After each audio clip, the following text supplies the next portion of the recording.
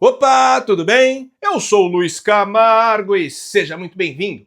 Um verdadeiro tsunami está para invadir Brasília. Mas não se iluda, nenhum regime autoritário desabou por conta de sanções americanas. Na Venezuela, quase todos os juízes do Supremo foram sancionados. Nicolás Maduro, além de sofrer sanções, o governo americano ofereceu uma recompensa milionária pela sua cabeça.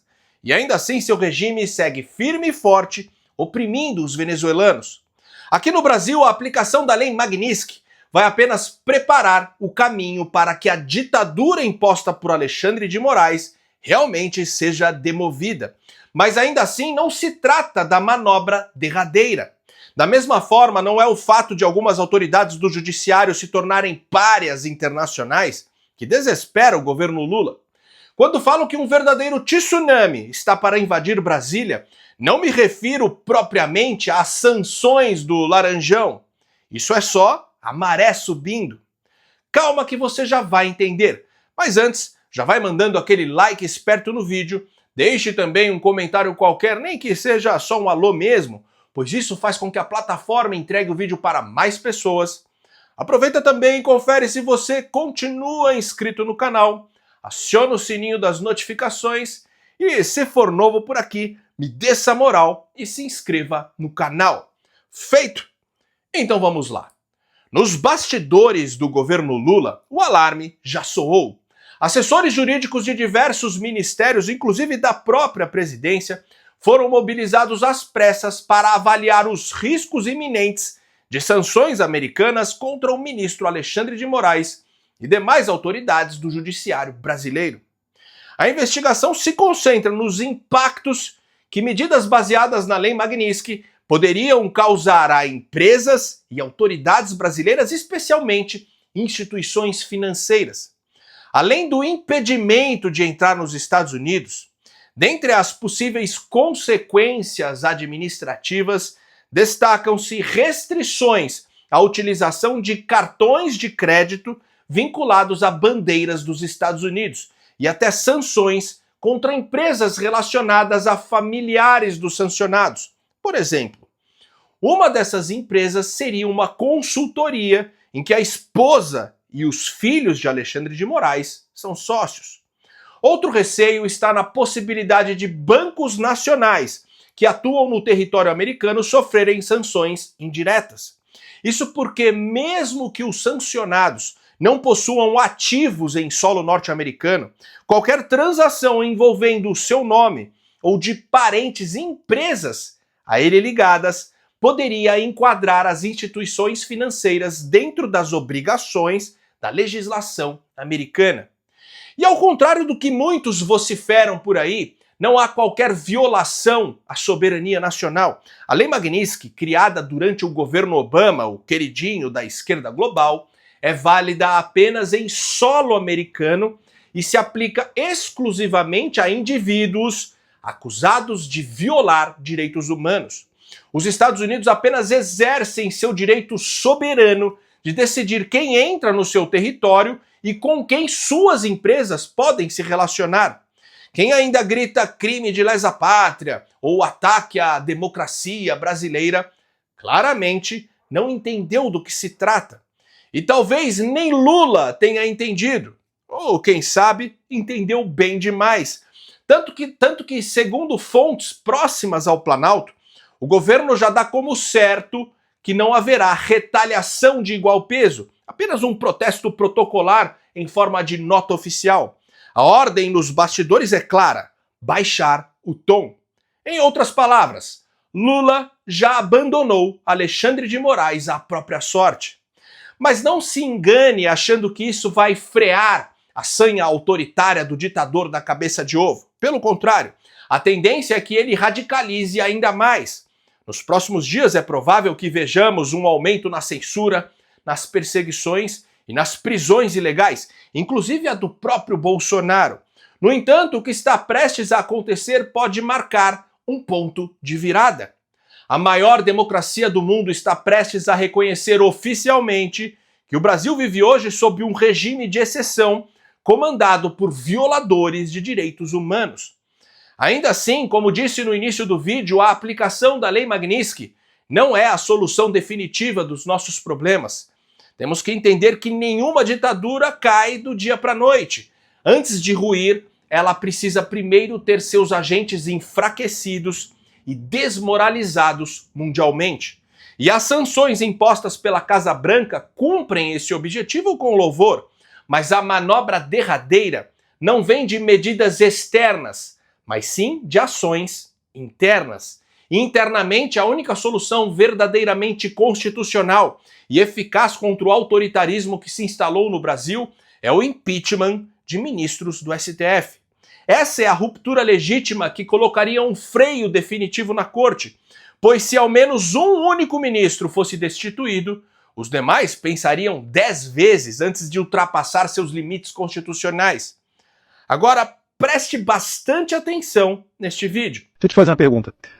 Você conhece Nayib Bukele? Talvez você já tenha ouvido falar o nome dele, né? Ele é o presidente de El Salvador, um país pequeno ali na América Central, só que ficou muito conhecido porque passou de país com maior índice de criminalidade em 2016 para o país mais seguro de todas as Américas e entre os mais seguros do mundo atualmente. E como é que o Bukele conseguiu fazer esse salto todo? Eu falo porque eu fui a El Salvador já 2 vezes. Em uma dessas oportunidades, numa missão oficial da Câmara, eu, junto com alguns outros deputados, a gente visitou alguns presídios em El Salvador. Dentre eles, o famoso Secote, o Centro de Confinamento contra o Terrorismo. Um dos maiores presídios do mundo, né? Tecnologia sensacional, muito seguro, isolado, vaga para 40 mil presos. Quando a gente visitou, entramos dentro dos pavilhões e vimos isso tudo muito de perto, tinha cerca de 10 mil. E ali, através principalmente de palestras e interações com o ministro da Defesa e o ministro da Justiça, que é o CEO da segurança do Bukele, o nome dele é Gustavo Villatoro, inclusive trouxemos ao nosso CIPEC na última oportunidade em Santa Catarina, né? Pessoa sensacional, promotor de justiça. Ele nos ensinou como que foi feito tudo, né? O plano de controle territorial, a nova lei de telecomunicações e até mesmo o estado de exceção. Sim, é isso mesmo. Só que o Bukele só conseguiu botar tudo isso adiante, não foi no dia 1 do governo dele, foi no meio do governo dele. Por quê? Porque quando o Bukele foi eleito, ele não tinha maioria no Congresso. E ele mesmo disse que ele não conseguia implementar tudo aquilo que ele gostaria. Mas, no meio do mandato, em El Salvador, e isso não ocorre no Brasil, mas ocorre em El Salvador, teve uma eleição para o Congresso Nacional. E ali ele conseguiu botar uma esmagadora maioria.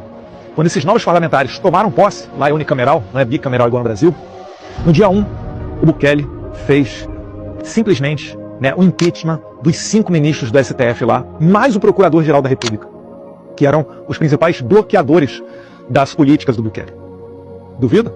Olha aí o próprio Bukele falando. Y el otro problema que tiene es que creo que pronto él se va a dar cuenta, como nos pasó a nosotros aquí en El Salvador, independientemente de sus políticas, él va a enfrentarse con un sistema que no está de acuerdo con él.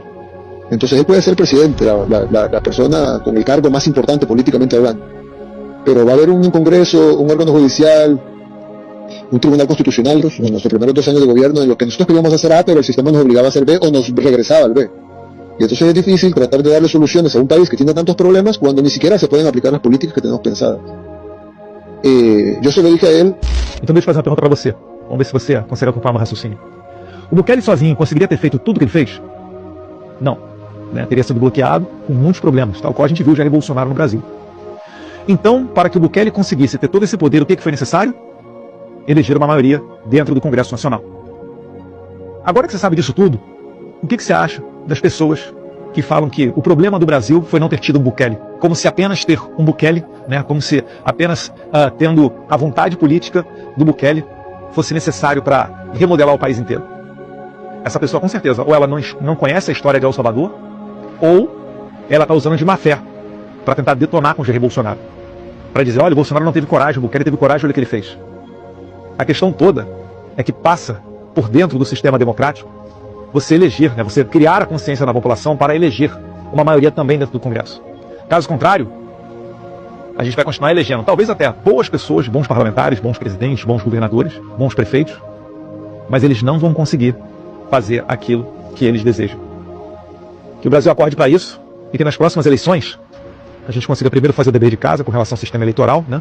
E em segundo, votar melhor para permitir que os nossos eleitos façam aquilo, né, cumpram as suas missões para as quais eles nos representam.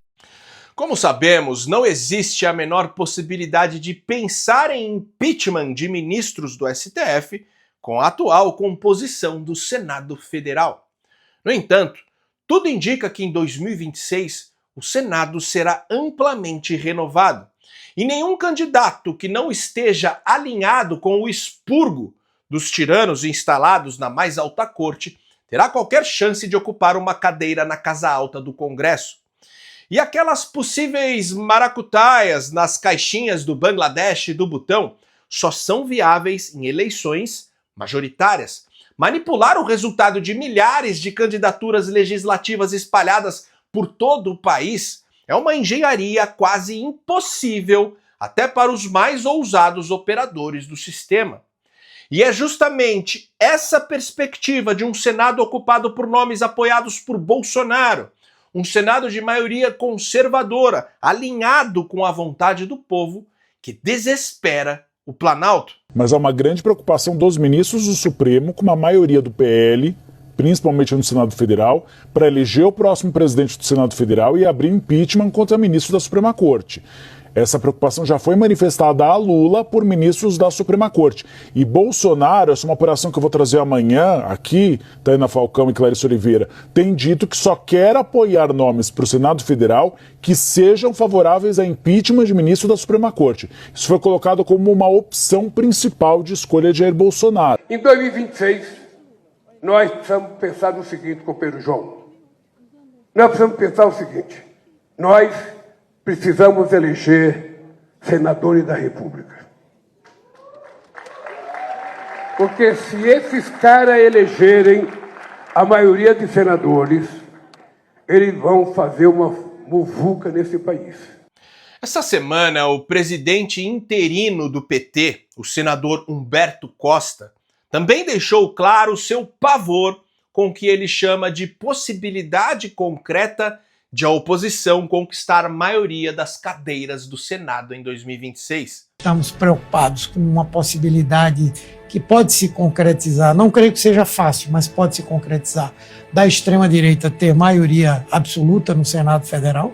Isso pode ser um desastre para a nossa democracia, porque nós vamos começar com abertura de processos contra ministros do Supremo, rejeição de nomes para o Banco Central, para agências reguladoras, para o corpo diplomático.